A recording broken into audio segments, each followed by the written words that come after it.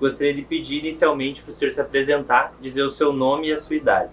Eu me chamo Olmiro Machado Gonçalves, tenho 70 anos, nascido na cidade de Bagé, Qual a sua data de nascimento? 10 de 1 de 1954. O senhor é de Bagé, então. Sim. Com que idade o senhor veio para cá? Eu vim para Campo Novo em 79. Então faz 25 anos aí que eu vim para cá com 25 anos. Qual o nome dos seus pais? É João Francisco Jacinto Gonçalves Da sua e a mãe Alverina Machado Gonçalves. E os seus pais eram de Bagé? São naturais de Bagé. Aqui também tem a família Machado. Sim, até isso aí a gente tem. A gente não tem muito assim, mas de ligação direta assim, né? Mas isso pela história que a gente já pesquisou, tem sempre alguma ligação. Longe, mas tem. Inclusive as pessoas têm mesma fisionomia quase. E sobre os seus pais, o que o senhor pode nos contar sobre eles? A gente foi criado no campo, né? No interior, entre Dom Pedrito e Bagé. Qual o nome da localidade? Lá era na época agora ali, Rincão Itaimbé. Itaimbé, no caso. Rincão Itaimbé. Seus pais trabalhavam com o quê? A mãe era do lar e o pai era, naquela época, criador e administrador de fazenda. O senhor conheceu os seus avós?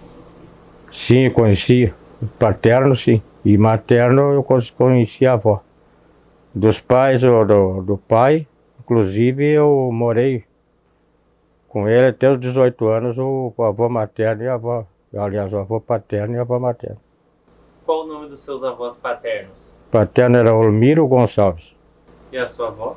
Agripina Machado Alves. Seu nome é uma homenagem ao seu avô? Sim. Inclusive ele, por eu ser o primeiro, né, o primogênito, ele, com 4 meses, ele me recolheu para morar com ele. Naquela época era comum esse tipo de homenagem das Sim, gerações? sim, muito. Era bastante comum porque as pessoas é um tipo de valorizar, né? As pessoas usavam como uma valorização daquelas pessoas dentro da família. Eu conheci meu bisavô também, né? Convivi com ele. Que também o meu pai foi dado o nome de João Francisco por causa dele também, né? Então puxou essa homenagem toda, era dentro de família. Né? O seu bisavô era o pai do Olmiro? Do Olmiro, isto. E os seus avós, o Olmiro e a Agripina, moravam em Bagé? Bagé. Casaram lá, faleceram lá? Sim. E os seus avós maternos? A avó materna eu não cheguei a conhecer, ele faleceu antes. E a avó materna eu conheci ela em Passo Fundo. Ela morava lá. Qual o nome deles, o senhor sabe? Avelino Machado. E ela, Maria Ciríaca Alves. O senhor tem alguma informação sobre eles? Já eram pessoas comuns, né? A minha avó, o meu avô, inclusive eu tenho ali um bem que eu recebi, herdei dele, porque ele era ferroviário. E a minha avó era do lar. E eles eram naturais de onde? Natural de Dom Pedrito. E a sua avó depois foi para Passo Fundo Foi para Passo Fundo, que aí os filhos foram para lá, uns, e ela seguiu eles. e faleceu lá. Faleceu lá. Qual que é a lembrança que o senhor tem na sua infância de ir visitar os seus avós? Ah, a gente convivia muito. Principalmente na parte do meu avô, eu vivi com ele direto, né? A gente viveu. E a avó, então, quando a gente ia visitá-la, era muito bom, porque a gente tinha mais uns tios que, na realidade, tinham quase a meia idade. Então, a gente vivia muito ali, né? Assim. Eles moravam numa casa de uma senhora que tinha uma fazenda. Aí, quando a minha avó ficou viúva, aí ali naquela casa a gente convivia muito, né? Ia para lá, então a gente se reunia com os tios mais novos. Aquela região tem muitas fazendas. Sim, ali são bastante fazendas. Até inclusive a nossa área, que era pequena, 80 hectares de terra ali, a gente tinha tudo, a gente criava, nós éramos criadores. E a gente, como os jovens, e o meu pai também, a gente trabalhava nas grandes fazendas. Mas trabalhava autônomo. A gente tinha nossa propriedade e trabalhava autônomo nas fazendas. E arrendava também terras de outras fazendas para a gente produzir. Nós criava e vendia gado na época. Então a nossa lida era a lida de campo mesmo. Como que foi a sua infância? Olha, eu digo para ti que a gente não tem, era tudo muito simples, tá? Muito simples, mas tinha muito, muito amor, assim, né? A família era muito unida. O senhor tinha uma família grande? Nós éramos 6 irmãos. O que o senhor pode contar, assim, das brincadeiras da sua época? Isso eu tenho até hoje os brinquedos, né? A gente tinha muito, porque a gente convivia no campo e o que a gente fazia no campo a gente trazia para casa e criava os brinquedos. Naquela época a gente criava muito o brinquedo. E aí nós não brincávamos um dia, dois com o brinquedo. Nós brincávamos a vida toda. Então a gente não tinha essa visão de tanta modificação, de tanta oferta das coisas, né? Não existia nada de oferta. Você tinha que ver as coisas, então chegar em casa e criar aquilo para você brincar com aquilo. Então nós tínhamos assim fazendas de gado, de osso, e a gente tinha debaixo de um arvoredo e lá nós ia brincar ali, com chuva, com sol, a gente brincava igual. E o trabalho, o nosso trabalho era bem diversificado e como jovem, como criança, né? A gente tinha aquilo e já tinha nossos compromissos como criança mesmo. Nós tínhamos que usar do nosso tempo para tudo, dividir o nosso tempo. Aí as nossas atividades que tinha normais, tinha que executar, cada um fazia a sua. E tinha muito assim de aconchego da tardinha, porque não tinha energia elétrica. Então a gente se reunia na volta de um fogo de chão. E aí meu pai tocava uma gaita, a gente cantava. Então aquilo era muito bom de viver. Hoje, eu digo para você que depois de adulto, eu não consegui ter a vida mais daquela. Eu tenho saudade daquela época, porque por mais que ele tivesse trabalho, compromissos e tudo, mas a gente tinha muito mais tempo para tudo. Hoje a gente não tem tempo para o lazer. Eu tenho uma área de lazer que eu não consigo curtir.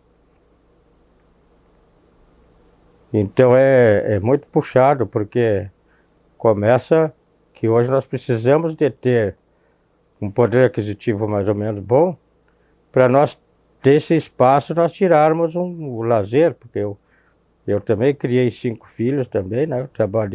Só eu trabalhando e ela no lar aí cuidando de tudo. E a gente então foi chegando um ponto que a gente vai ficando meio amargão, né? Meio amargo porque as atividades vêm, os compromissos vêm e a gente vai Mas essa base de família me mantém até hoje. Eu sou o cara que sou o centralizador de tudo. Né? Eu sei dos 5 filhos, todos eles eu sei tudo que acontece, porque se eles me esconderem eu descubro logo. Tá? Então eu não fico fora, eu não fico fora. Eu não consigo ficar. Então aí eu geralmente eu fico bastante tomado pelas atitudes, pelas situações, né? Mas isso é uma coisa assim que veio de berço já. A gente sempre foi muito responsável por tudo, né? Então né, a gente hoje continua. Eu já tenho idade, mas eu não deixo não mudo o sistema. Seu Miro, eu queria falar um pouco sobre o trabalho no campo, ali da campeira. Sim. O senhor pode relatar, descrever um pouco esse trabalho? Nós tínhamos as nossas atividades, começavam muito cedo, né? Então nós começava 4 horas da manhã, era o horário de acordar. Às 5 horas da manhã nós tínhamos que estar na mangueira para tirar o leite. Porque era tudo manual. Aí depois tinha as liras de campo que a gente já tinha que preparar o cavalo, que está lá, o piquete, buscar os cavalos, sempre tinha o cavalo que era o piqueteiro, que ficava pronto para tudo ali. Aí com ele trazia os ossos para a mangueira para preparar os cavalos para o dia a dia. Aí nós lidava no campo, em todas as atividades que tinha de campo. Nós lidávamos na parte de vacinações, castração, era cura, era parar rodeio, era a parte. Então a gente tinha todas essas atividades, porque nós tinha várias fazendas que a gente prestava serviço ali. O que é um piquete? Um piquete normalmente a gente tinha ele lá como piquete como um ponto, não o piquete de casa. O piquete de casa na realidade, é o ponto onde os animais de primeira precisão ficavam. Esse era o piquete da casa. Depois criava o piquete na fazenda. Aí tinha o piquete da fazenda, que era aquele posteiro que ficava também à disposição num ponto da fazenda. A fazenda tinha 10, 15 pontos, e cada um deles tinha um piquete ali que tinha um capataz daquele piquete que cuidava daquela área ali com seus comandados. O senhor pode citar o nome de algumas fazendas que o senhor trabalhou? Olha, ali, tu vê se eu lembro lá. Tinha uma fazenda Carlos Fico, que era de um advogado. Tinha as fazendas mais grandes, porque tinha muitas ali que não tinham, assim, não eram tão destacado o nome, mas do proprietário. Às vezes tinha Fazenda Euclides, ali naquela região. Aquela região tinha... Tem alguma que é mais histórica? Vamos ver se dá para pegar umas ali, que eu lembro o nome lá. Fazenda Tapera. Tinha outra também grande lá, como é que é? Tudo bem se o senhor não lembrar. Tinha muitas fazendas ali, porque a maioria delas assim não tinha grandes nomes, né? Eram fazendas assim de proprietários, mas que não eram muito... Ali, na volta ali não tinha muitos que pudessem se destacar. Nenhuma delas tinha assim uma parte mais histórica? Tem algumas que tem as casas mais... ali tinha umas ali, mas não era na nossa região. Ficava mais longe um pouco. E quais que eram as ferramentas fundamentais para executar esses trabalhos? O primeiro passo era a indumentária, né? Depois o segundo passo o cavalo. E aí tinha o laço, a boleadeira. Usava bastante, usava sovel quando era serviço de mangueira mais pesado. Depois já começou a entrar outros equipamentos mais sofisticados, né? Mas aí tinha todo esse trabalho, aí tinha o mango, tinha o raiador, que era para tocar, para fazer. O reador a gente usava muito para ovelha, quando era para lidar com ovelha, para não bater, né?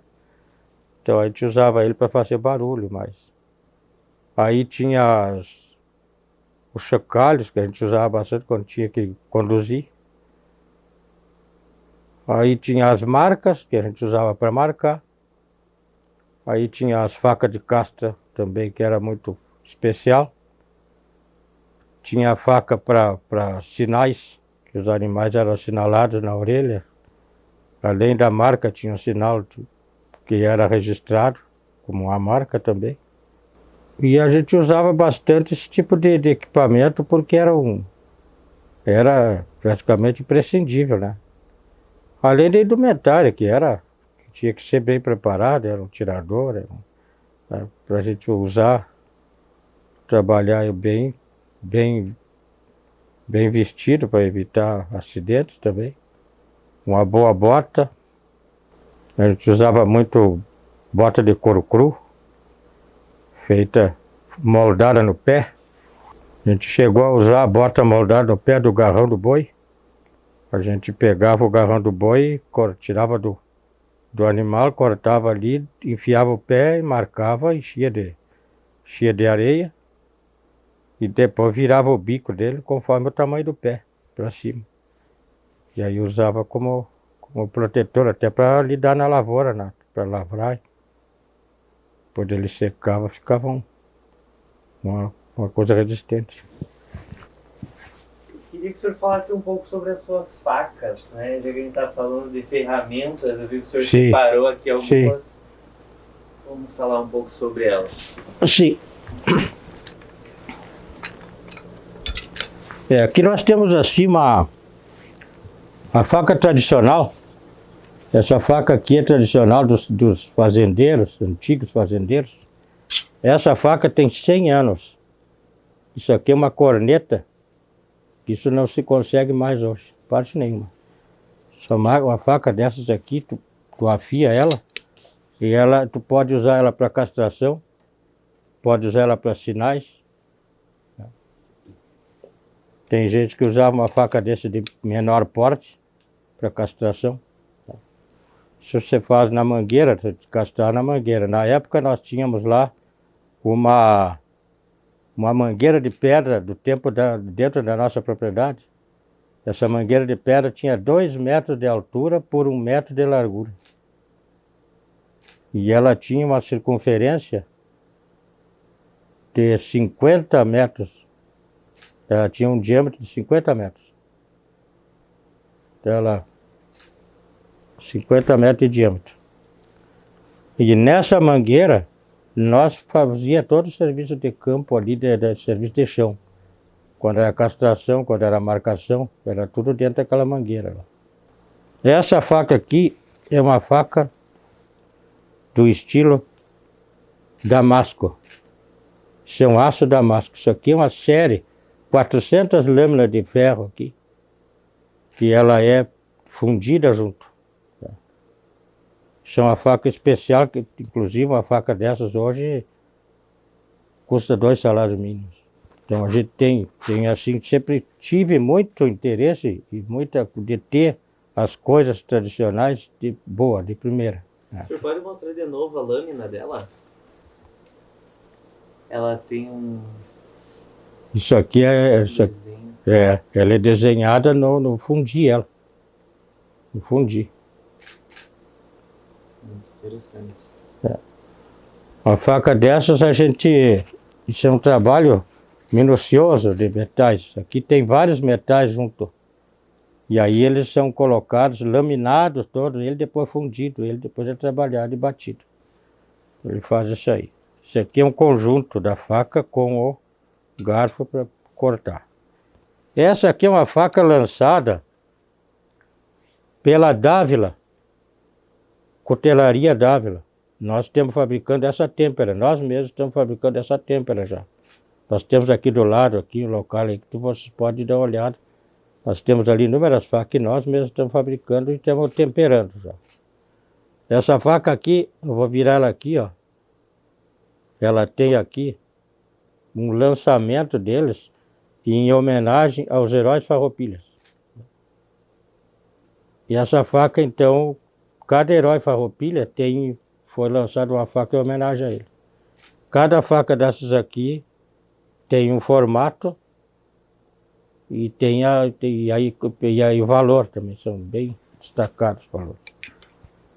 Então isso aqui é uma coisa assim, tipo uma relíquia que a gente adquiriu para que a gente consiga ter pelo menos alguma coisa para continuar passando para os jovens, para os netos e para frente que queiram ter esse interesse, né, de conhecer.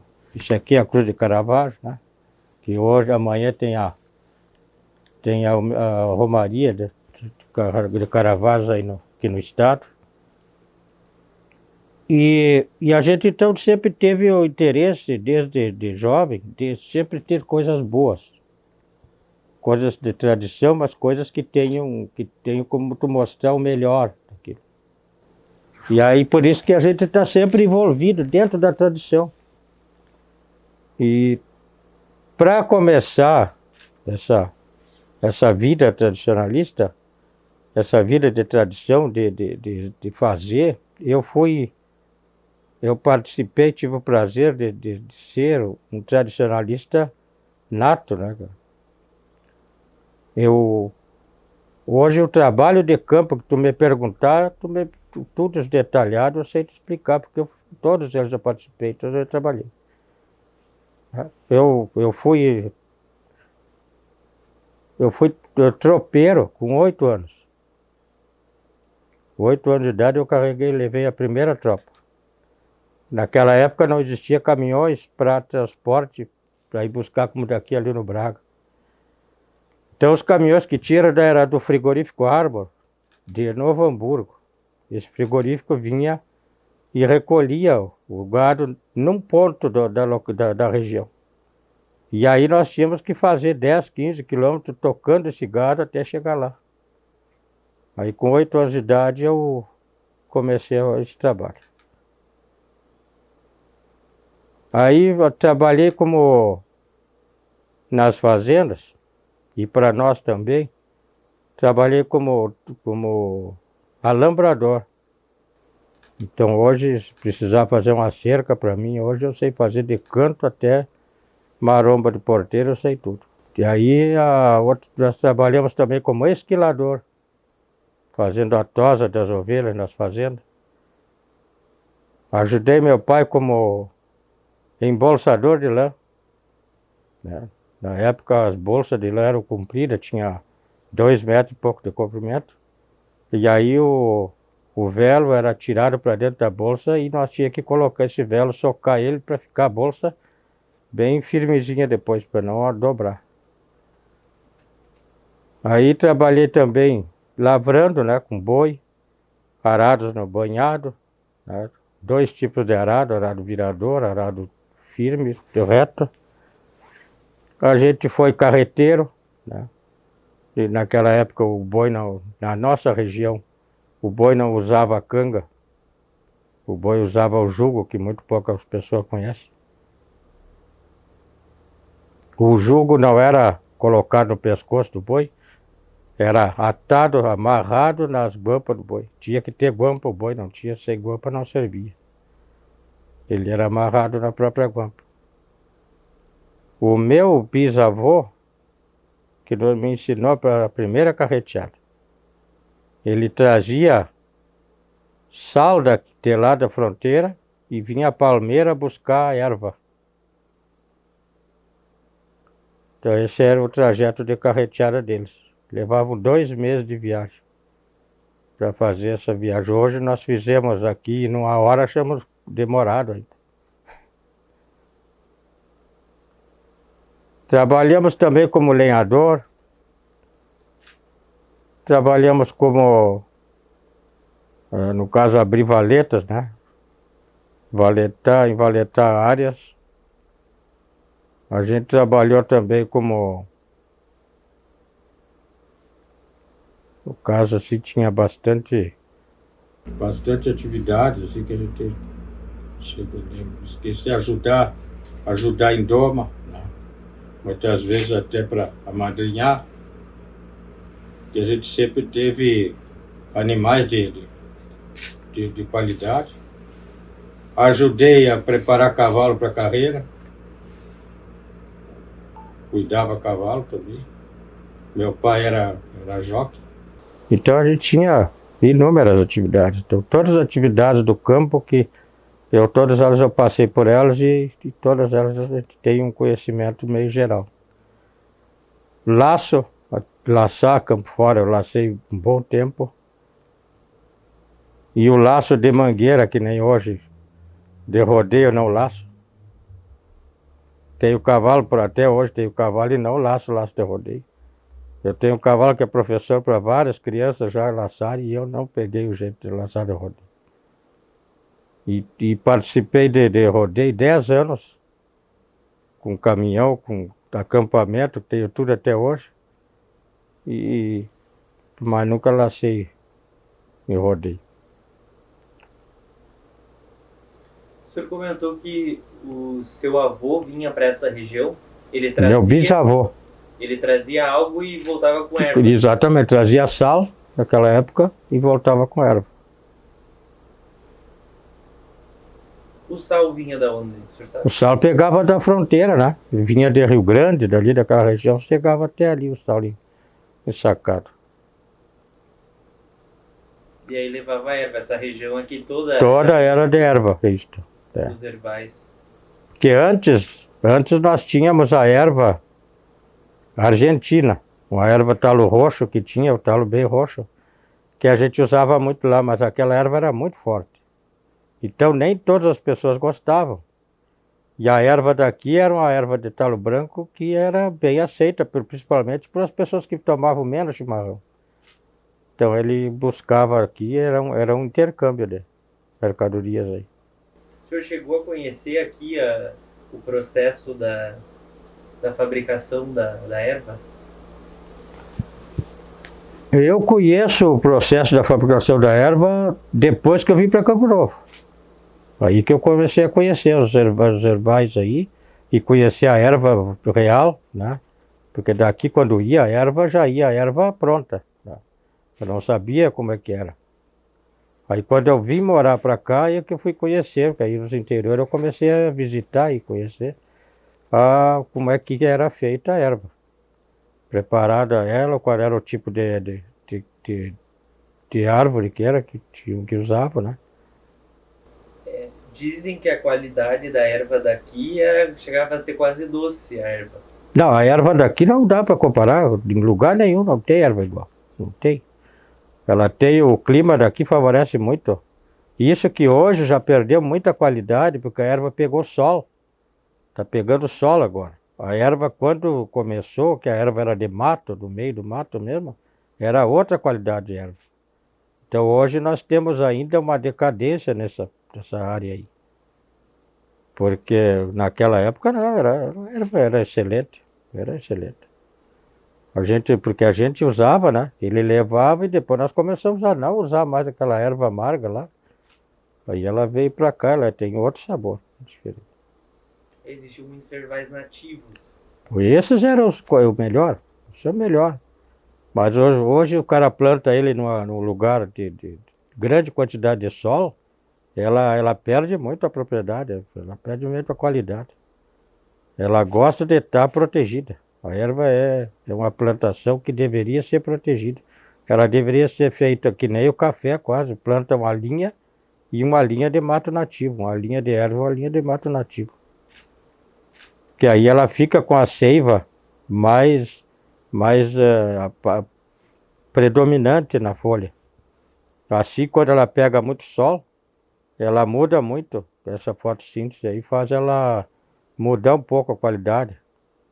Muitas vezes tu está perdendo a qualidade por isso, mas é que não tinha outro jeito, os matos foram derrubados e ficou terreno limpo. Então ela faz a sombra para ela e já não é a mesma coisa. Quando eu vim para cá, isso há 40 e poucos anos, 45 anos atrás, a erva era outra erva. Eu saía por aí, por esses ervalos aí, conhecia pessoas que fabricavam artesanalmente e eu comprava deles. Era outro tipo. A erva de barbacoa, né? A erva feita artesanal, aquela erva tinha um sabor inconfundível. Ainda existem ervais aqui? Quase não se fala mais. Os que eu tinha aqui perto, aqui, quase não se fala. As pessoas faleceram, aí ninguém mais quis fazer. E é trabalhosa mesmo. Eu acompanhei um senhor a fazer uma erva aí, 4 dias com ele. É coisa assim, é um artesanal, não adianta. Tu vai para ali para dentro, você tem que tomar chimarrão, esperar o tempo passar e fazer a fumacinha direitinho, tá? E torrar ela no ponto certo. Não deixar passar demais para que ela não fique torrada, ela tem que ficar só quebradiça. E aí então tudo isso leva um tempo. Então hoje em dia ninguém mais tem tempo, né, cara? Não tem mais tempo. Infelizmente as coisas perderam a qualidade por isso. Então a tradição, na realidade, as tradições foram perdendo. Até esses dias eu estive escutando uma entrevista que as tradições foram perdendo porque as pessoas não têm o tempo mais para cultuar ela.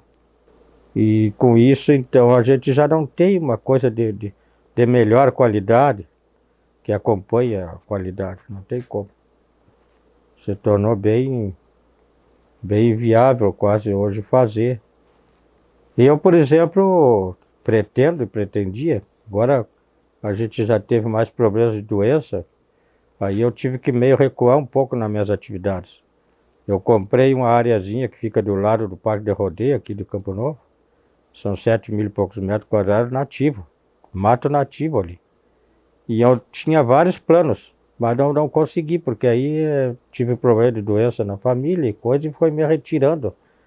E aí o meu poder aquisitivo também foi se esgotando na parte financeira, porque era muita despesa, tive muita despesa. Então a área está lá, tem galpões, tem cocheira de cavalo, tem tudo que é coisa.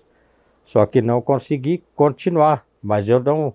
Se der mais um tempo que eu consiga passar essas fases aí, ainda pretendo montar um galpão crioulo para deixar ele ali como uma marca ali. Só que a área toda ela é mato nativo. A gente estava falando sobre os ervais, também com o advento da agricultura mecanizada, se arrancaram muitos os ervais. Sim, assim como também muitas árvores nativas que tinha também, sumiram. Então aí ficou muito desprotegido o erval. Ele ficou desprotegido. Hoje o pessoal tem uma dificuldade para conseguir, tem que correr em longe, vamos para Paraná, vamos para Santa Catarina, buscar erva para ter um pouco de ervas de qualidade. E mesmo assim ela não tem mais a pureza. Ela já perdeu aquela pureza da erva. Hoje tem muita mistura, hoje a gente não consegue. Eu vejo ervas aí que a gente não comprar, tu pega ela assim, tem até bagaço de cana e coisa para poder fazer volume. Isso já perde a qualidade. O senhor conheceu o seu Jacinto Machado? Conheci. Trabalhou muito com erva. Muito tempo. A família deles praticamente tinha erva, né? Mas o seu Jacinto Machado, ele tinha bastante. Ele tinha os ervais deles aqui nessa região aí, que era muito bom. Bom, era dos pioneiros aí, né? Naquela época eram os que produziam erva. Não foi com ele que o senhor teve nessa da erva? Não, tinha quando eu comecei a participar de ficar esses dias com ele, era um Schuster aqui um Schultz, aqui perto do Trevo ali. O senhor dos 80, naquela época ele tinha uns 80 e poucos anos. E aí ele estava terminado quase. Né? E aí com esse dia aí eu comprei dele uma erva. E aí um dia eu disse para ele, hoje eu vou lhe acompanhar nessa próxima aí, eu vou lhe acompanhar. Vou lhe ajudar a fazer a erva, já que os filhos, netos não davam bola. Aí eu fui lá e passei esses 4 dias com ele preparando a erva. Artesanal mesmo, era tudo artesanal. Hoje nós temos muita coisa mecanizada aí que já facilita aí a rapidez de produção e tudo, mas naquela época nós conseguimos fazer 15 quilos de erva em 4 dias, que olha, Eu ainda não tinha tomado uma erva tão boa como aquela, tomado um chimarrão tão bom como aquele. De você botar a erva na cuia de manhã e só botar fora de noite. E o chimarrão sempre esteve presente na sua vida? Sempre, sempre. Eu comecei a tomar chimarrão, eu tinha 4 anos de idade. E o seu avô vinha buscar erva e como é que ele levava de... Nós tínhamos uma carreta com 8 juntas de boi. E essa carreta, ele fazia o trajeto, trocando os bois. E aí ele era muito cuidadoso com os animais, porque era a vida dele, né? Mas levava ensacado? Ela ia ensacada. Era tudo saca, bolsa de estopa ainda. Bolsa de sisal. Carreta coberta com capim Santa Fé. Naquela época não existia nem lona pra... E ali dentro, ele morava dentro dela. Tinha tudo ali. Dentro da carreta? Tudo. Ali tinha o local de ele dormir. E aí o equipamento para ele fazer essas refeições e aí o resto. A carreta tinha 3 metros de comprimento. Aí nós tínhamos todo... assim que ele chegava, tinha sempre o cuidado com os animais, tudo, porque aí ele chegava cansado. Aí quando eu comecei a me conhecer, que eu consegui participar dessa parte aí, já era no final da temporada dele lá. Estava parando mesmo. Aí ele parou. Ele tinha uns 72 anos por aí. Aí ele parou para ficar na terra que ele adquiriu lá. Me parece que a carreta é uma tradição mais da campanha, porque nessa região pouco se via, né? São várias coisas que eu vim conhecer para cá. A gente conhecia assim por fotografia e tudo, mas assim ver. Porque lá para aquele lado era carreta com 2 rodas só. Era uma carreta com 2 rodas. E no caso ela tinha um braço comprido e era madeira, tudo madeira de lei. E aí aquela madeira fazia o equilíbrio na frente lá. Então ela era só 2 rodas.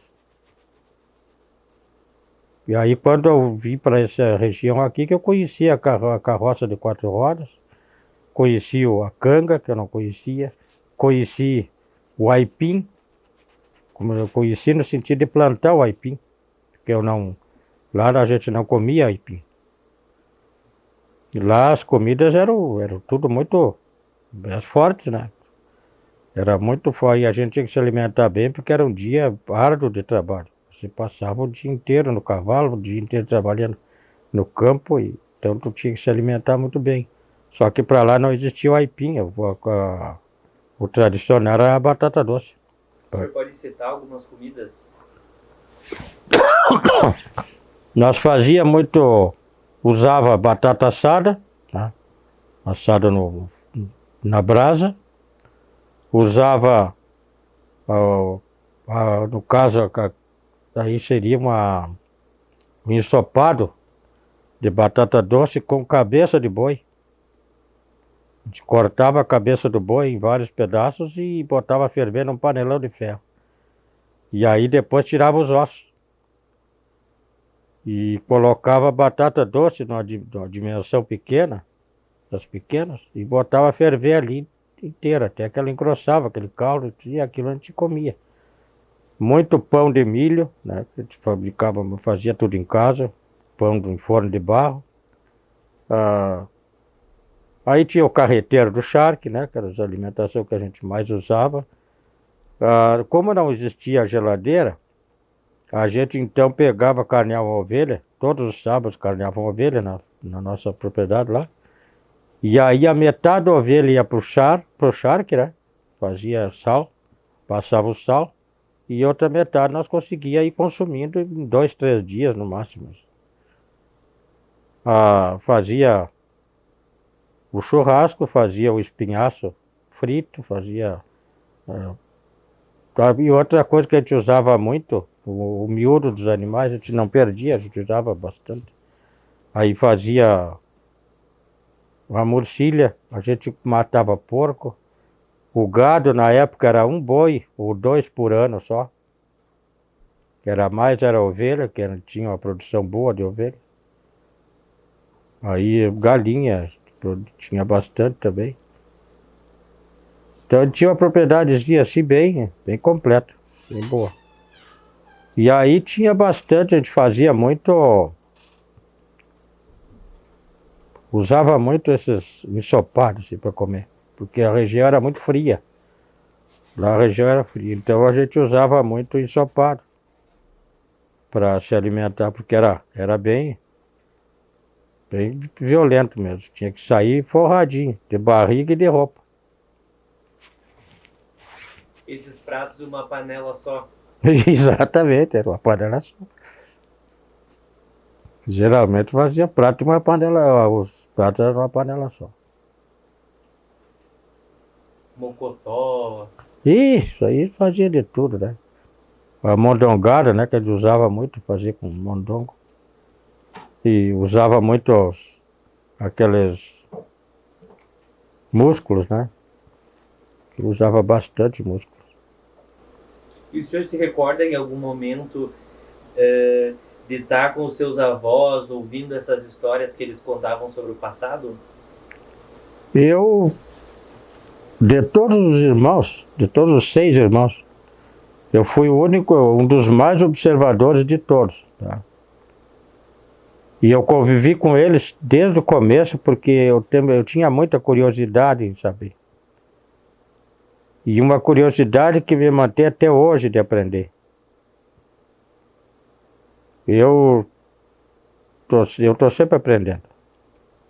Hoje eu uso a internet, por exemplo, para cursos rápidos. Eu faço curso dentro de uma semana, 3 dias. Eu faço um curso de qualquer coisa, porque eu lido muito com eletrodoméstico.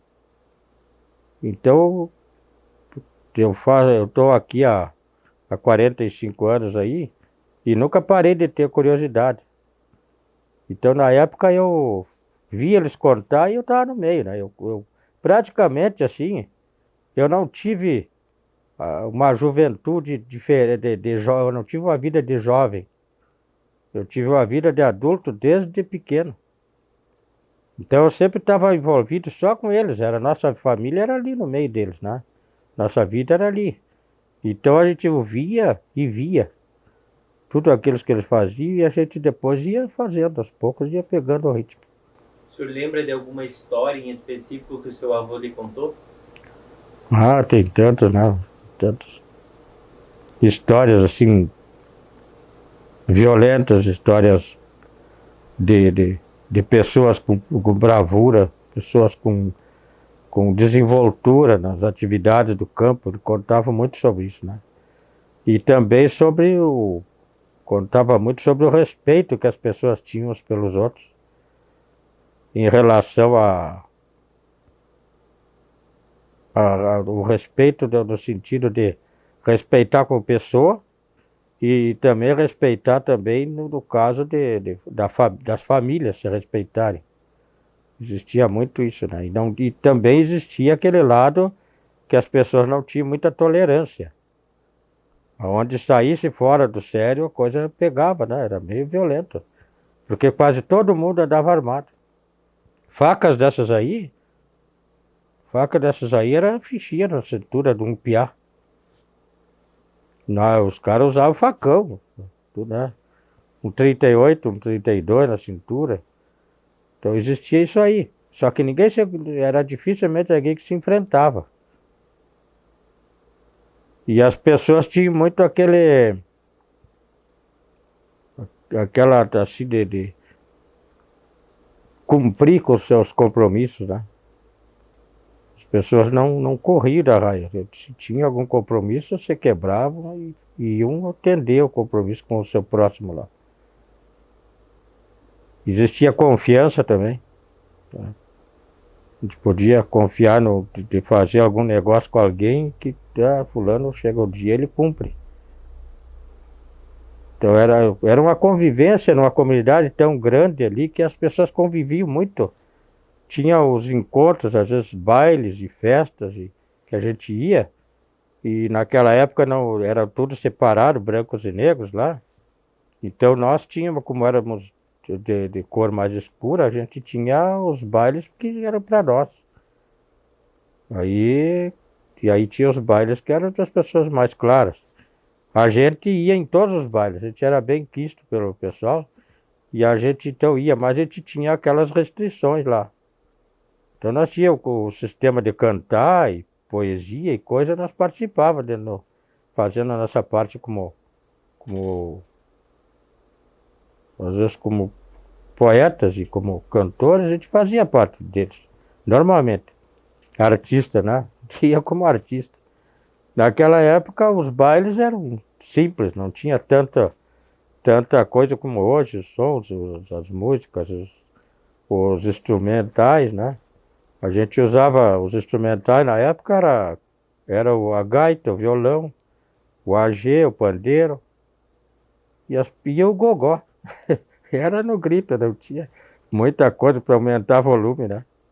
Era tudo bem assim. E longe os bailes. Às vezes nós saía de casa às 6 horas da tarde para chegar no outro dia, chegar no baile às 10 da noite. A cavalo ainda. De carroça, tudo. Era tudo assim. Você reunia numa facilidade, numa dificuldade tão grande que até para isso. Porque ele chegava lá, você estava no meio do baile. Se não saía de tarde de casa, não chegava no baile. E aí naquele ponto, naqueles locais, é que as pessoas da comunidade, da região, até não era a comunidade da região, se encontravam.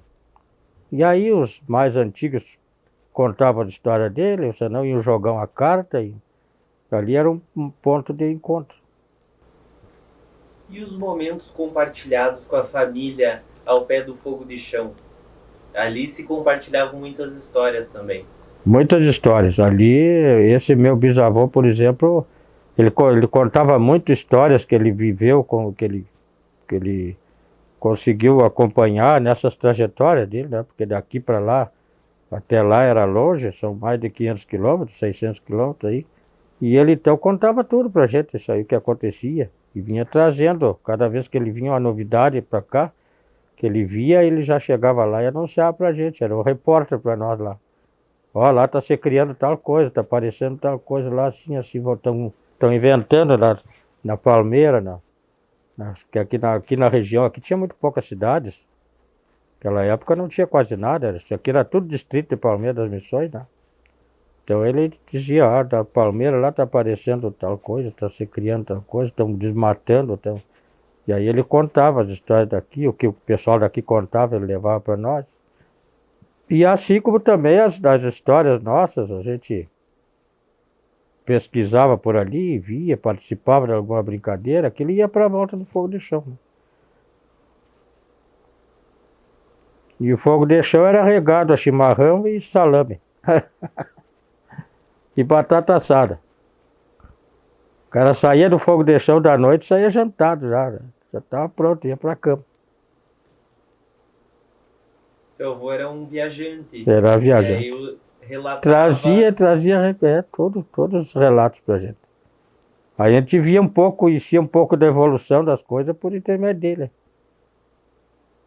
Porque nós ficávamos, lá na nossa propriedade, nós ficávamos a 60 quilômetros da cidade mais perto. Então a gente ficava longe de tudo ali. E tudo era para poder ir até pegar um ônibus numa rodovia lá. Nós fazia 10, 12, 15 léguas, como se diz, né? A légua dá 6 quilômetros. Às vezes nós fazia 50, 40 quilômetros. Para poder ir pegar um trem. O ônibus era mais perto, dava 15 quilômetros. Aí nós tínhamos que ir de carroça até chegar lá. As comunicações eram por intermédio de rádio, né? Na época nós conseguíamos rádio a pilha. Então a gente o meu avô passava recados pela rádio e a gente ficava sabendo que ele estava chegando, ou que ele ia chegar até lá. Aí tinha que ir lá esperar, Tudo era assim. Cartas, jornais também. Isso só que levasse da cidade. Não tinha como chegar lá. Só quando levava. Aí pegava às vezes um pacotão de jornal e levava pra gente. A gente começava a ler para conhecer um pouco do que era o mundo fora ali. E nesses momentos de estar ali sentado no fogo de chão, se contavam histórias de lendas? Contava muita lenda, né? A lenda do Boitatá, a lenda do Saci Pererê, tinha a lenda do Negri Pastoreio, foi das primeiras lendas que a gente começou a conhecer. Que a gente conheceu foi dessas aí, porque... E aí tinha muita gente, assim, para ver como as pessoas são criativas. Às vezes vinha outras pessoas de fora que a gente convivia. Tinha muito tropeiro na época ali que cruzava por ali, chegava no nossos acampamentos, nosso galpão. E eles traziam uma história diferente para a gente. Uma história vivida, uma história que ouviu, que tal. E aí a gente então sempre tinha aquelas distrações ali. Aí nós jogávamos o jogo do osso, se reuniam às vezes gente de fora ali. Nós tínhamos um pé de umbu, que as raízes dele para fora da terra eram altas assim. Aquilo servia como banco ali, sentava ali, botava uma mesa no meio, jogava carta. No costado dele a gente jogava, fazia a cancha de osso. E então tinha muita coisa de que se divertia nos fins de semana. Então, aí a gente conseguia fazer que a vida ficasse leve mesmo, né? Porque na realidade, eu digo para vocês assim, hoje eu sou o cara que tenho minhas frustrações porque eu vivi esse tempo e tive que me modificar.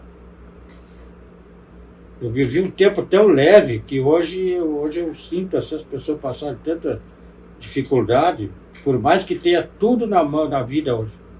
Hoje tu tem facilidade para tudo, mas a dificuldade aqui é muito grande, a gente não consegue assimilar isso tudo. A gente não consegue conviver com as pessoas mais como convivia. A gente tem sempre um pé atrás em tudo que vai fazer. Isso é ruim. Eu estou aqui em Campo Novo há 45 anos, eu não tenho 5 amigos que me enchem a mão, não enchem a mão, que eu possa confiar e que eu possa ter como confidente. E a gente viveu numa vida que todo mundo, a gente podia, quase tudo, a gente podia confiar.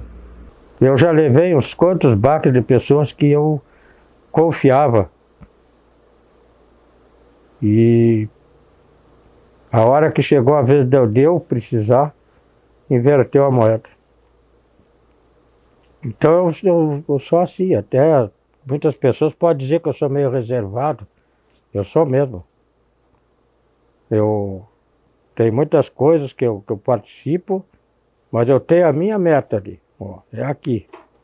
Se for para ser desse jeito, tudo bem. Se não for, nós saímos fora, pronto. Não vamos ter atrito com ninguém, não tem que ser igual a ninguém, mas ninguém tem que ser igual a mim também. Mas isso aí se torna bem inviável para certas coisas.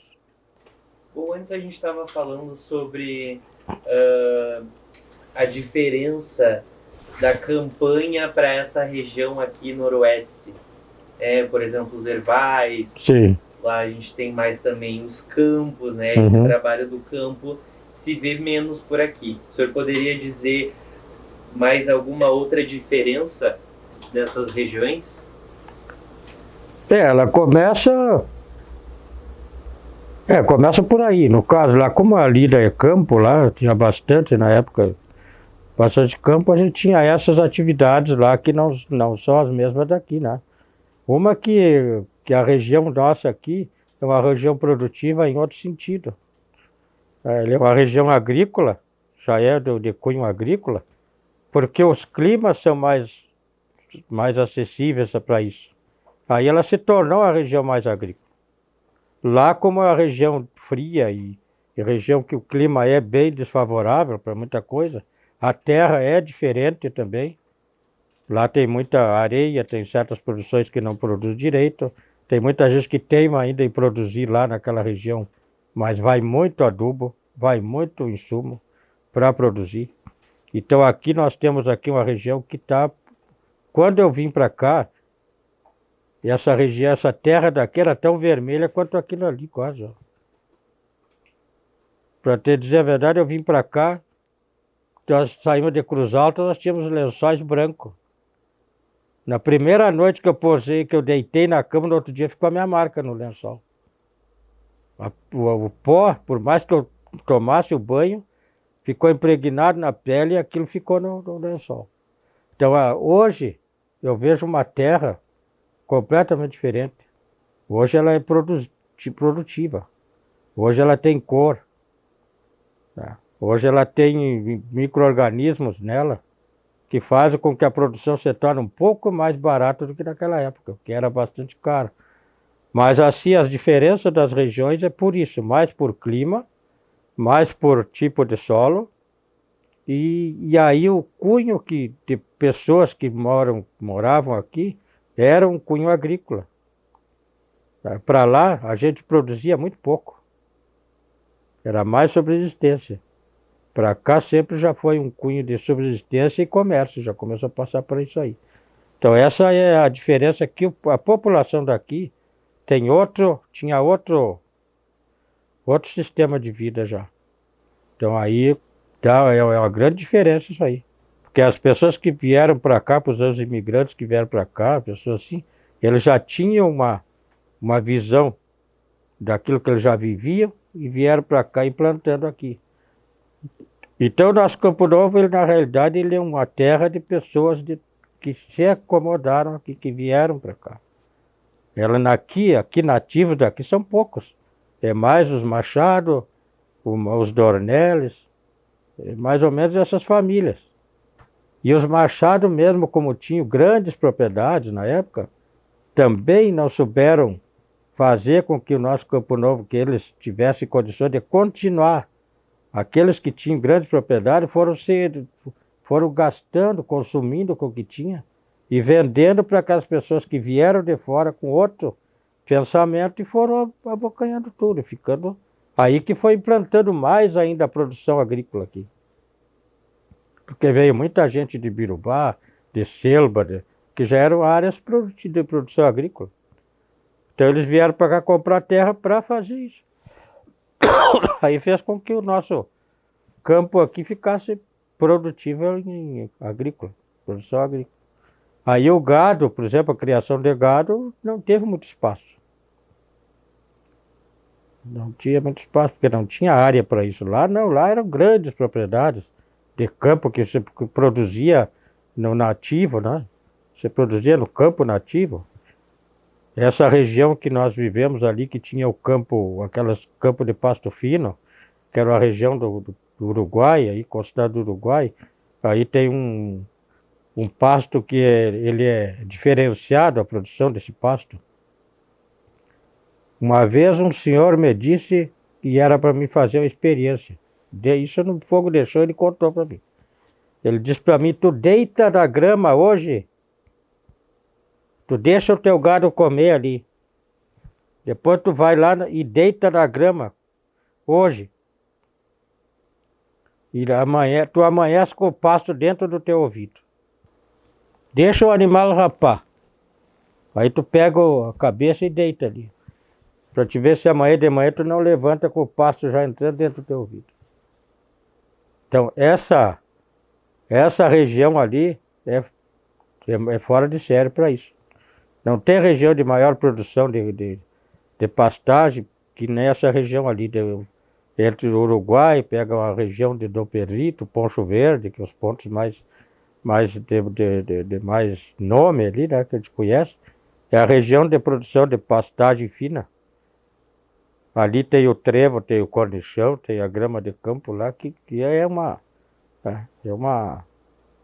loucura para produzir.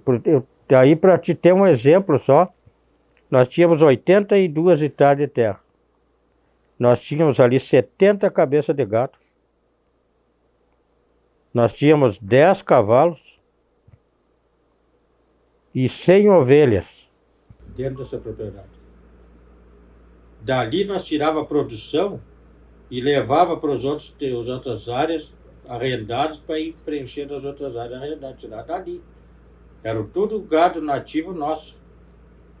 A gente produzia ali, a ovelha também. E para ver e os outros não davam o retorno que dava ali. Mas como nós tínhamos que descartar alguma coisa, tinha que tirar dali e levar para outro lugar. Então nós fazíamos 20, 30 quilômetros levando o gado nosso para invernar em outras invernadas, de outras fazendas. Para a gente poder ter o nosso lote de gado manter. Então são coisas assim que é bem diferenciado. Aqui, aí compramos uma terra para o lado de Pelotas. Nós tínhamos 80 e pouco, compramos 200 e poucos hectares para o lado de Pelotas. Nós não conseguíamos colocar 70 cabeças de gado em 200 hectares. Porque a pastagem não oferecia condições. Então isso tudo é coisa, experiência que a gente passou que essa foi negativa. Essa foi uma paulada na nossa economia. O senhor estava falando em pastagem. Aqui também a pastagem característica, assim, barba de bode, uma pastagem que não é... Não tem. É isso aí, os terrenos, as áreas, o tipo de solo, não tem condições, a região é outra. Pô, começa aqui, nós temos até a madeira do mato nativo, é diferente de lá, né? Tudo muda, isso muda muito. Tem madeiras lá que tem lá, tu não consegue aqui. Mas a pastagem não dá nem para pensar. Eu queria entender, o senhor morou depois que saiu de Bagé, em Cruz Alta. Sim, depois em Bagé eu fiquei até na época do quartel. Aí eu servi, fiquei mais meio ano como cabo no Exército e fui fazer o curso da ESA e sofri um acidente no curso da ESA. Aí eu saí, eu não quis mais o quartel, porque eu sou muito imediatista. Então meus superiores chegaram para mim, cara, o ano que vem você consegue fazer. Eu disse não. Foi a minha tentativa, não deu agora, tchau.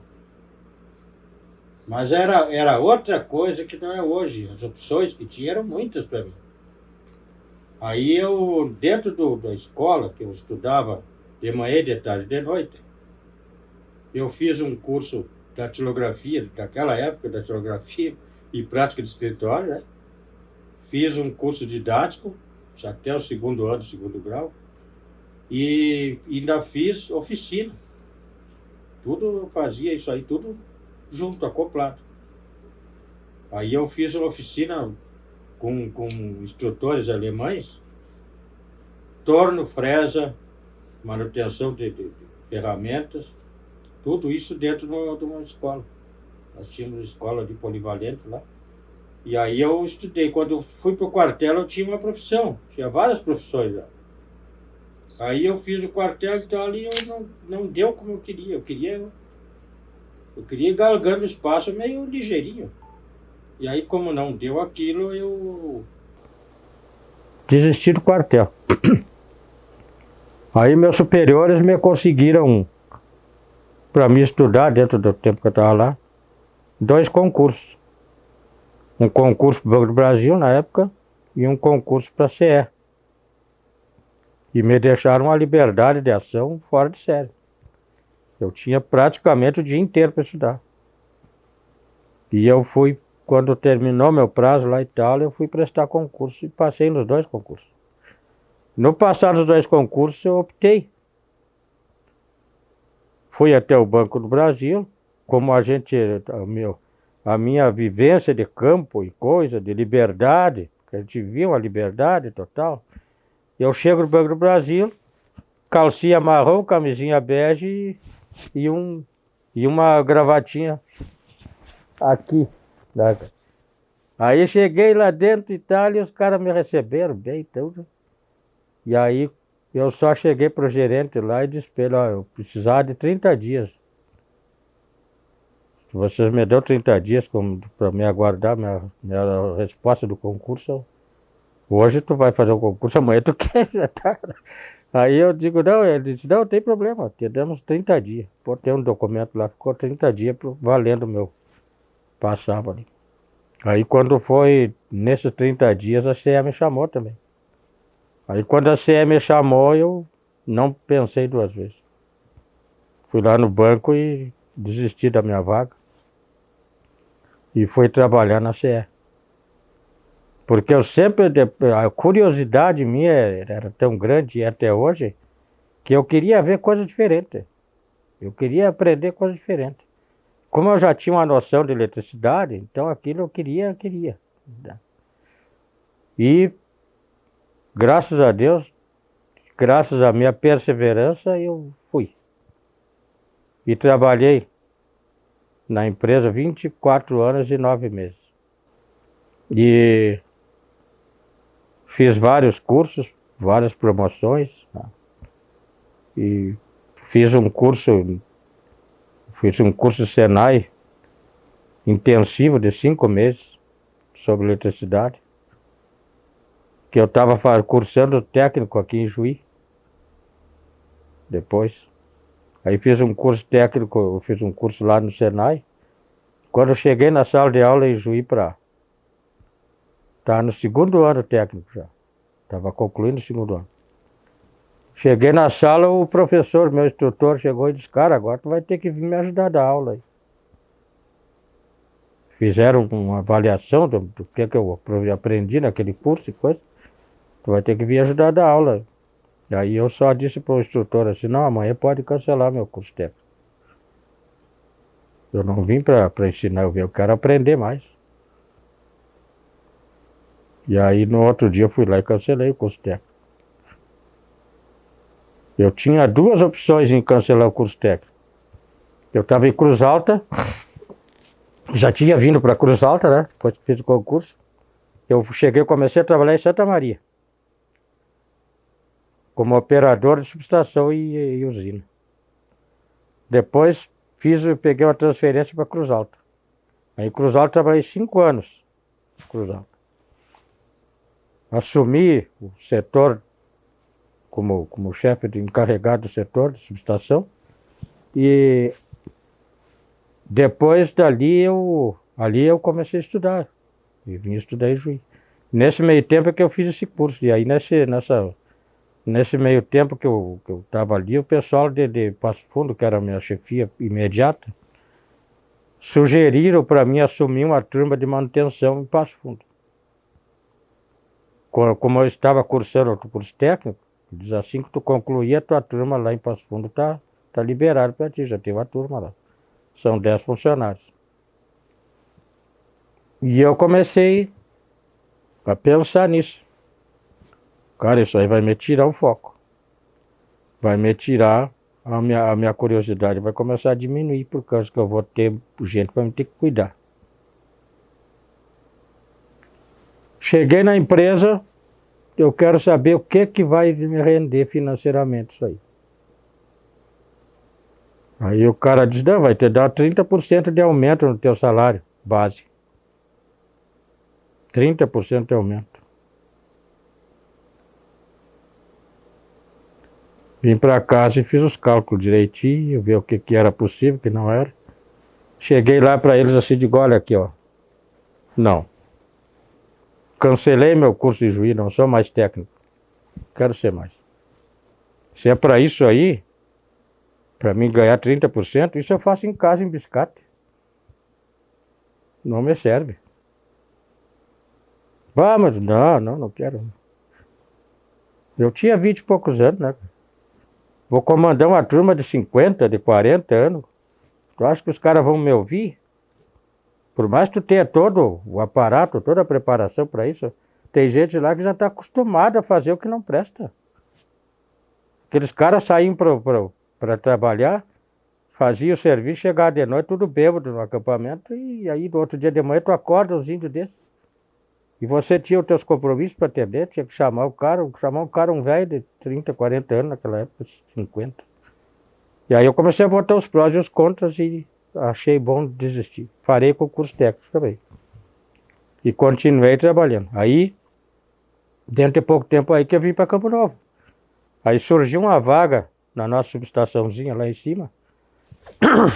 Era um prédio antigo ainda. Surgiu a vaga lá. E aí eu... Sabe de uma coisa? Eu vou procurar um cantinho. E aí o meu sogro disse, mas o que é que tu vai te enfiar em um buraco por aí, cara? Recém tinha casado, cara. Ela estava grávida. Aí eu disse para ele assim, olha, nesse pensamento aqui, o senhor não me tira de mim. Eu vou para uma cidade pequena e vou fazer o meu pé de meia lá. Porque eu estou aqui em Cruz Alta há 5 anos, não fiz nada até agora. Só consumi o que eu ganhei. E aí que eu consegui uma vaga para cá e viemos eu e ela com a barriguinha e eu assumimos uma subestaçãozinha lá. E aí o cara disse para mim quando eu saí de lá, será que tu vai aguentar lá? Lá tu é sozinho, 24 horas por dia. Eu disse para ele, o meu chefe lá chegou, eu disse para ele assim, se eu não me conhecesse, eu te diria que talvez não. Mas eu vou ficar lá o tempo que for preciso. Porque os operadores que ficavam aqui ficavam 2, 3 anos. E aí o gole pegava. O cara se frustrava, tá parado ali só com a planilha debaixo do braço, né? O dia inteiro com a planilha debaixo do braço, atirando leitura. E aí eu disse para ele, só tem um porquê nessa coisa. Eu tenho que ter uma liberdade de ação lá dentro daquele pátio. Eu quero criar meus bichos, eu quero plantar, eu quero ter o meu espaço para mim ter meu cavalo para mim andar, quando eu quero andar na cidade ali. Eu quero ter uma liberdade lá dentro também. O meu compromisso eu não vou correr dele. Eu não saio de lá, mas eu quero ter uma liberdade ali. E aí os caras disseram, você pode fazer o que quiser lá. Tem uma casa separada do pátio da CE, tem tudo ali, tu pode... Lá no pátio tem o teu serviço, ali pro outro lado é a tua vida. E aí eu fiz aquilo ali, 19 anos ali, cara. Ali nasceu o primeiro filho e criei todos eles até ali. É isso que eu queria saber, seu Elviro. O senhor andou por várias regiões do estado, por que o senhor escolheu o Campo Novo como a sua morada? Mais atrás de tudo isso, eu já andei, já morei em Alagoas, já morei em Sergipe, já morei no ABC Paulista como torneiro mecânico e vim para cá e vim parar em Campo Novo. Por que isso? Por causa da minha criação, entendeu? A minha criação que foi um reduto ali pequeno, um reduto onde eu conhecia todo mundo, um reduto que eu conseguia falar com todas as pessoas no mesmo tom. E todas as experiências que eu tive das outras cidades, eu sempre senti isso há muitos anos atrás, em 73, 74, eu sentia insegurança. Eu sentia insegurança. E eu sou uma pessoa assim. Às vezes dizem que a mulher tem que ter um cuidado, cuida muito mais das coisas do que o homem. E eu não. Eu gosto de ter as minhas coisas tudo na ponta dos meus dedos. Então aí aqui o que eu escolhi Campo Novo, porque aqui, desses 40 e poucos anos aqui na cidade, não tem quem não me conheça. E qualquer pessoa, se eu cair na rua ali, vai sobrar gente para me levantar. Então por que eu vou trocar por uma cidade que não me dá segurança, uma cidade que não me conhece, uma cidade que eu sou mais um número só? Porque é o seguinte, eu sempre, como comecei a minha vida como funcionário, eu sempre foquei isso de ter um dia um ponto de descanso na vida. E aí, às vezes, tem uns jovens que eu converso aqui, porque eu comecei com curso comecei com um grupo de jovens bem novo, quando eu estava na nossa paróquia lá, eu sempre vivi em grupo de jovens. depois de uma idade. Aqui, eu vivi em Cursilho, fui coordenador de Cursilho 4, 5 anos, convivi bastante com as pessoas, conhece todo mundo, conhece tudo aqui, assim como conhece nos outros municípios, mas assim, pensando sempre em ter o meu ponto. Eu fiz essa casa aqui. Essa casa foi planejada para ter o acesso à rua plano, para mim, quando chegar a minha idade, 70, 80, 90 anos, eu sair plano lá na rua. Essa casa tem um porão aqui embaixo de 80 e poucos metros quadrados. E para dar o nível da rua lá. Então eu vim para cá, por isso, porque eu tinha uma convicção que aqui eu ia conseguir pelo menos ter uma velhice descansada. Porque a minha vivência não foi de exigir tanto do mundo, da vida. A minha vivência foi sempre de ter aquilo que a gente vivia como jovem, como criança, de ter o essencial para ir vivendo. Que nem diz aquela música, tá? Ficando tordilho na volta da casa, né? E hoje eu sou um cara que financeiramente a gente conseguiu, pelo menos, ter uma estabilidade, graças a isso aí. Agora eu estou passando por uma fase de financeira meio difícil, mas eu quando passar dessa, como nem passa o pessoal da água lá, vai passar também, quando eu já passei por outras pior, quando o meu primeiro filho adoecia, eu fiquei 6 anos na mão do agiota e passei. Quando saí da mão do agiota, eu comprei esse primeiro terreno aqui para mim. E dali para frente eu fui construir a minha casa. Essa casa tem 240 metros quadrados, uma casa simples. Uma casa simples, só que é uma casa que é o seguinte, cara. Isso aqui para derrubar só uma bomba. Isso aqui tem 480 sacos de cimento em viga aí. E fiz isso com um salário, com o meu ganho. Então, estamos aqui nós dois. Ela teve problemas, vários problemas. A gente veio contornando tudo isso. Eu tive um infarto quando eu fui patrão. Logo em seguida, consegui superar tudo isso. Aí, o que é que eu quero mais? O que é que precisa mais? O que é que você luta para ter? Um ganho que a tua velhice te dê condição de viver. É isso aí, né? É isso que o cara precisa. Eu tenho meus filhos todos criados, eu tenho os netos grandes já, eu tenho quase bisneto, mas eu sempre a minha preservação, a minha e dela, é a prioridade. Nós dois é prioridade. Se nós disser, olha, nós vamos numa festa hoje, mas lá tá meio assim, vai ter isso, vai ter aquilo, aí nós combinemos aqui, ó, não vale a pena aí. Então vamos. Vamos ficar quieto aqui, ó. Preservar muitas coisas, outras coisas, que a gente veio para cá e começou a participar. Aí comecei, que na realidade eu participei um tempo, como lá do CTG, mas foi pouca coisa, lá não chegou. Eu fui participar em CTG aqui.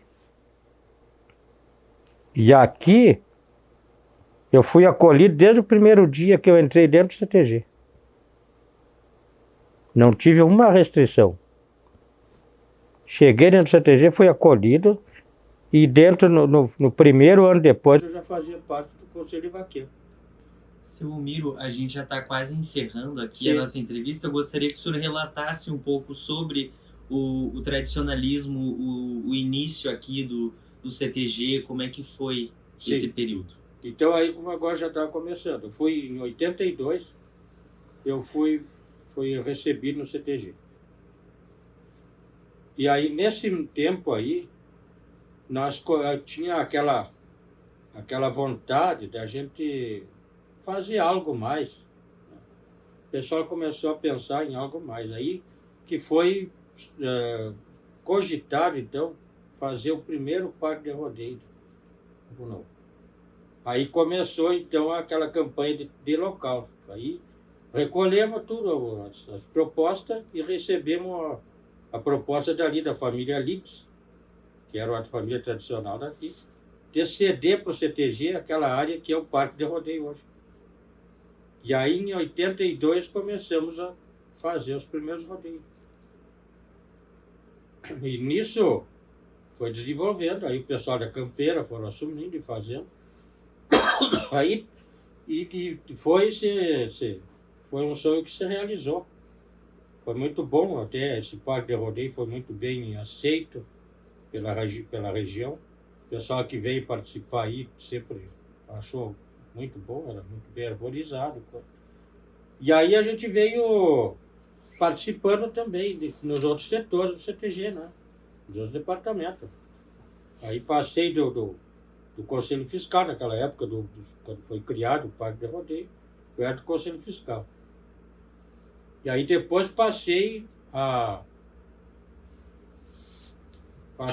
ser vice-patrão. Segui a caminhada dentro do CTG. Então fui vice-patrão, depois foi tesoureiro também, foi agregado das pilhas. E cada 2, 3 anos eu fazia parte da patronagem. Nunca saí de dentro do CTG por nada, a não ser a época que foi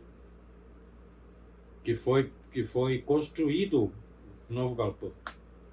Aí, nessa época, eu era posteiro de invernada. E aí o meu filho, Fernando, foi o primeiro guri farroupilha da região. Aí nós era posteiro de invernada. Aí depois ele fez de novo, participou de outros rodeios ali no Santo Augusto de Braga e coisa, e passou a ser o primeiro peão farroupilha da região. A gente recebeu muito apoio, porque nesse meio tempo o Parque de Rodeio passou a ter outra entidade lá. Aí o pessoal que era da nossa campeira terminou assumindo o Parque de Rodeio lá. Aí fizeram outra entidade lá. E aí nos apoiaram igual, só que nós não tínhamos mais o parque para o CTG. Mas continuava trabalhando igual junto, né? Aí nisso depois eu passei a ter mais outras atividades dentro do CTG, passando de departamento em departamento, até que em 2012 eu resolvi ser patrão. Todo mundo sempre chegava para mim, todos diziam, eu tenho que ser patrão, Eu digo, não, ainda não está na hora. Não está na hora. Quando chegar a hora eu aviso vocês. Aí por enquanto não. E a gente então foi cozinhando essa ideia, aos poucos foi alimentando essa ideia, e um dia eu resolvi. Então agora chegou a minha vez, agora eu quero ver se vocês vão me querer. Aí quando eu coloquei a proposta, tranquilamente, né? Aí eu já estava numa luta já uns 6 meses, aí até que resolvemos ser. E nisso nós tivemos uma temporada de aprendizado, né? Porque eu também fiz o CEFOR e participei e tal, e eu sempre fui muito curioso em tudo que acontecia, eu queria saber como é que era e fui lá fazer. E nesse meio tempo eu tive aquelas experiências todas ali. E olha, cara, o departamento CTG, tu sabe como é que é a mesma coisa que tu ter uns 10 filhos. Quando tu não tem problema em 9, tu tem problema em 1. Então sempre tem um departamento que tu tem problemas, né? E a gente então teve que desdobrar tudo isso durante esses 2 anos lá. Só que aí eu falei com a minha vice, que era uma senhora que tinha os guris na artística ali. E ela, não sei se tu quer ver uma foto, de repente, alguma coisa, aqui. Então nós vamos falando, então eu vou te mostrar. A gente então participou com ela como vice, e ela era agregada às pilhas, tá? E ela sempre dando apoio. E ela pesquisava e corria, e ela era nova na parte ela era nova na parte tradicional, não tinha nunca vivido isso. Nunca tinha vivido isso, mas ela simplesmente gostava e introduziu na família. E os piá delas, todos eles ficaram dentro do CTG até há pouco tempo. Estavam dançando dentro do CTG. E aí eu disse para ela, a hora que eu sair, eu quero que você... Você quer, ela quer tirar algum... Ou dar uma olhada, qualquer coisa, vai passando aí. Aí ela pegou e disse, não, o dia que o senhor achar que dá para descansar, eu vou colocar minha candidatura, eu vou tentar. Mas ela se dedicou a aprender, né, cara? Esse é o casal, ó.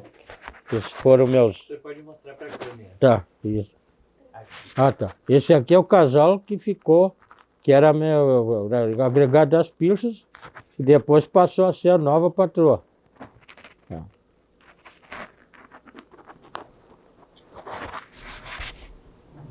Então essa história aí é grande porque a gente, junto com ela, como agregado das pilchas, ela tinha...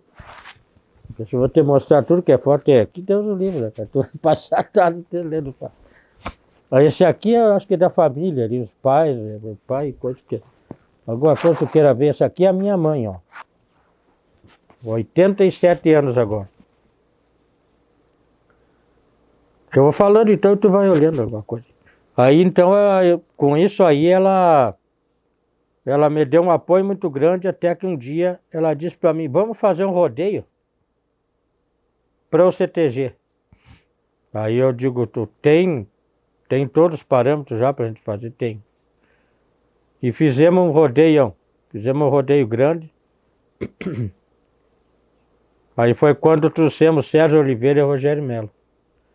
E fizemos um rodeio, cara, e na época deu um chuvão e coisa, e pá, olha, foi uma coisa assim de um transtorno fora de série no sentido.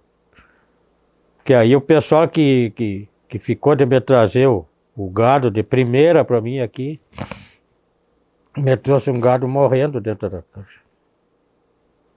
E eu me incomodei muito aquele dia. Aquele dia, não, no sábado eu me incomodei demais. Foi um troço que passou no limite. Aí os caras no show lá, todo mundo cheio de gente lá, aquele troço e tal, e eu entrei dentro da casinha da campeira e peguei um lençol e gritei dentro daquele lençol até chegava a saltar isso aqui assim. Isso sábado de tarde, de noite. Aí foi que aquele dia, naquela hora, cara, tu sabe o que eu rodei sem parar. Uma coisa sem parar. Quando chegou no domingo, tive que parar que o gado não tinha mais condição de correr. E isso me deixou, foi um estresse assim, fora de série. Coisa... E aí ela sempre me apoiando, nossa, tem que ter calma, vamos ter que aguentar, vamos cuidar para que não morra nenhum bicho dentro do campo aí, dentro da pista aí, pra gente não ter um prejuízo maior, porque já tô mesmo. Mas o show e o baile, cara do céu, o show e o baile não tinha lugar para ninguém mais lá dentro, né? E isso que tinha chovido. Se não tivesse chovido, não tinha gente dentro da pista de rodeio dançando. Foi uma loucura. Foi o que nos tirou. Foi o que nos tirou, porque nós gastamos 50 e poucos mil naquela época para fazer o rodeio. E aí conseguimos tirar 70 e poucos mil bruto do líquido, aliás, bruto. No total de tudo, tiramos para pagar todo mundo, porque não tinha jeito. Fosse depender ali. Mas conseguimos, tá? Ficou. Fizemos aquele rodeio e depois fizemos uma festa campeira no outro ano. Aí já meio emparelhou as coisas, não foi muito, mas também não tomamos nenhum prejuízo, né? Assim de perder. Mas foi bem complicado, né? E assim como também nós tínhamos aí problemas de estrutural no CTG, e aí já tinha aquela parte dos bombeiros ali, que já tivemos que gastar com tudo aquilo, organizar essa parte também. Tinha problema do CNPJ e tudo. Tudo isso caiu na nossa patronagem. A gente conseguiu organizar. Ela me ajudou muito, porque ela era contabilista. Então aí, isso foi uma mão na roda para mim. Seu Miro, eu não queria cortar a sua história, o senhor é um ótimo contador de histórias, mas a gente também tem outra entrevista depois do senhor. A gente precisa encerrar a nossa entrevista e eu ainda gostaria de lhe fazer duas perguntas. Sim. Uma delas é se o senhor acha que é importante realizar trabalhos como esse de resgate e preservação das histórias. Eu acho tão importante que tu vê ali quanto tem de livros ali, da história de nós gaúchos e do nosso estado, e a história de que nós somos muito resistentes e persistentes, que a gente até esse dia mandei uma mensagem para o pessoal de lá de Canoa, de Lajeado. Nós passamos por tudo isso. E sem essa história ter enraizada em nós não seríamos o que somos. Nós somos obrigados a manter isso aí. Porque nós temos uma cultura que ela não se divulga como o sertanejo. Mas por quê? Porque nós temos uma linha diferente dentro do nosso estado, que aí as pessoas não gostam muito de ouvir aquilo que deve ouvir. E o gaúcho fala aquilo que tem que falar. E o que ele acha que deve dizer. Então eu acho que tem que ser importante que nós mantenha a história, que nós mantenha a tradição e mantenha todos o que tiver de importante dentro da nossa cultura para que a gente consiga fazer com que ela vá mais longe ainda.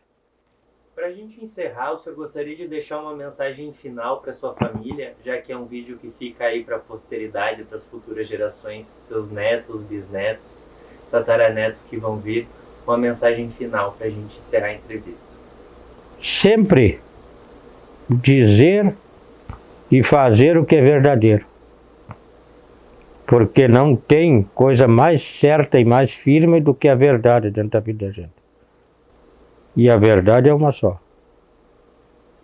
Não tem duas. Será que a gente consegue um trecho de uma poesia também?